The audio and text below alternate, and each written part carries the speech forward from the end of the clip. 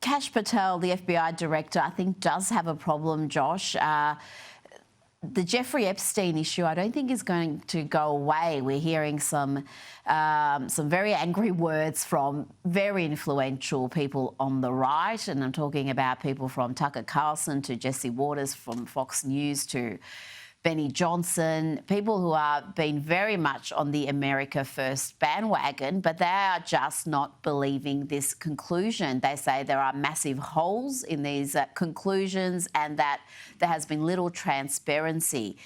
Is this something that Donald Trump can afford to ignore? Does he have to come back to this and have Pam Bondi give a greater explanation of how they've come to this decision and answer some of the glaring questions that remain unanswered?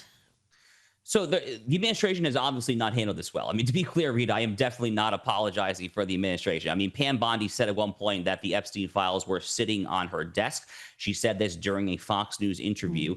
And then we saw just a few days ago that the U.S. government, with all of its force and might, said that there actually is no such thing as the Epstein client list. So, I mean, one of these two things clearly is not true. So it seems, I think, on the one end that some people were definitely led to believe that there was a big there that was not there. Personally, I have long believed that the folks who are promising more than there likely is has been trying to, I think, dupe, frankly, a lot of gullible people.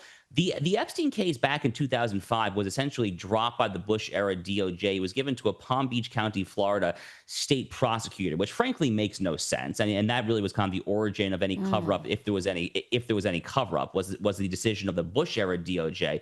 That was when I think investigative journalists really should have been sniffing around there. But the fact that 20 years later, then we haven't been able to kind of piece together a lot of the details after a lot of these victims of these horrific crimes have signed non-disclosure agreements, oftentimes have taken large sums of money to not talk there. So I'm not shocked that there's no there, and I think a lot of people do have an explanation to do. I would encourage the President of the United States, Donald Trump, to be the guy to actually get in front of the camera and just explain what happened here. He's the right guy to do it. It would be more credible coming from him and not Pam Bondi at this point, but that explanation definitely is needed at this point, I believe. Yeah, I've got to say, I've got some major doubts about this one. Josh Hammer, thank you so much for your time tonight. Thank you, Rita.